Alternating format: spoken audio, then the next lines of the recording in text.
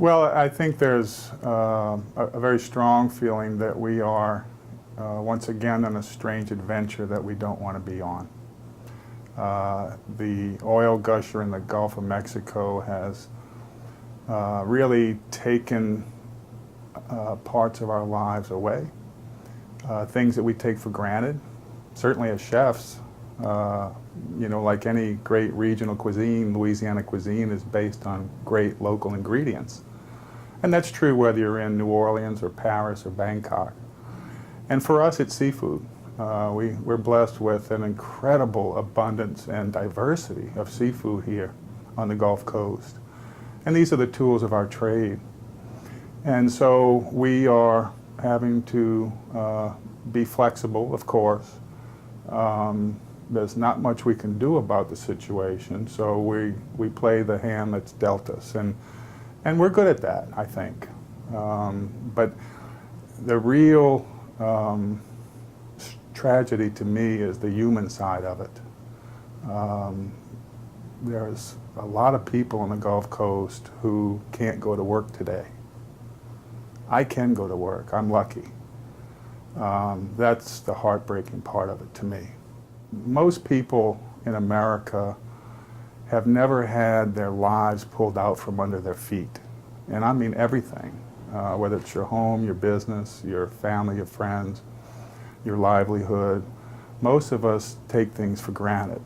And one of the lessons that we learned in Katrina is you can't take anything for granted. And so, although Katrina was a horrible experience, I'm really glad I went through it, because I'm a better person for it. I really appreciate the important things in life, family, friends, my work, trying to have an impact in my world. And for people that don't live here, it's up to us to explain the reality of it. And that's another lesson we learned in Katrina, is that public perception is really informed and based on what people see on the news.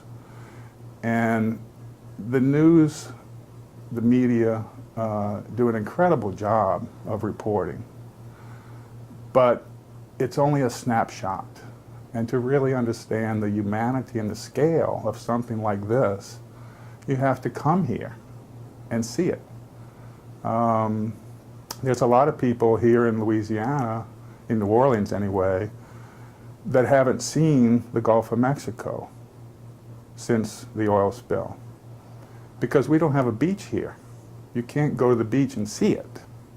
So we did that. My wife and I, about a month ago, drove down the Grand Isle, and the beach was closed, but we were able to get on the fishing pier at the state park and walk out and look at the Gulf.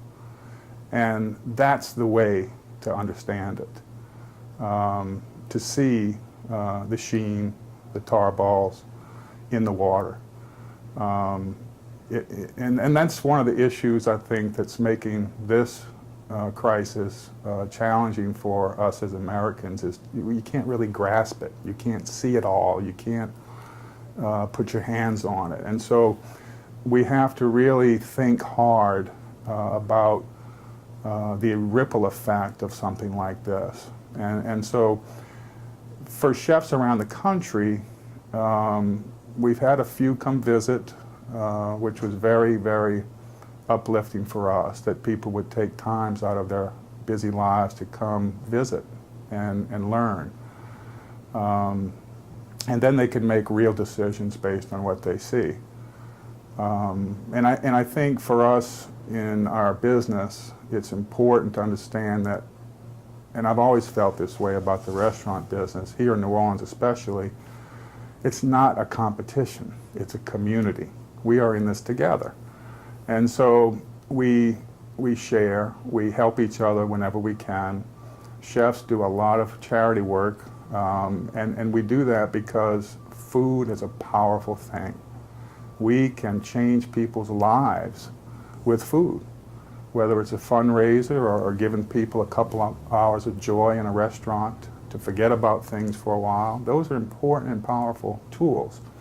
And I think chefs across the country, for the most part, embrace the nationwide aspects of this crisis, because this is not a Louisiana problem.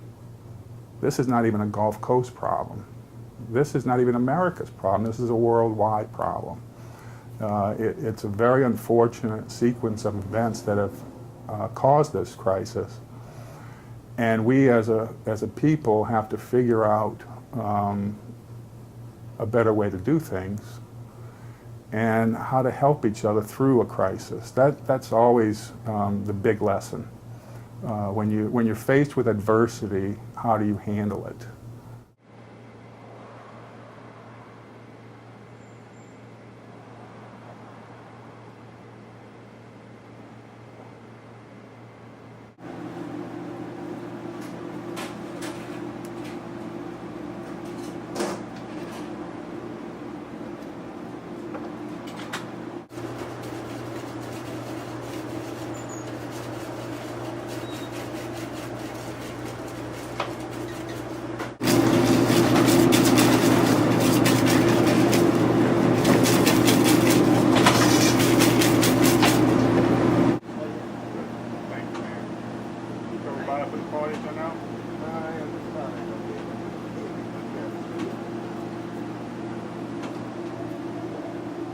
Punch.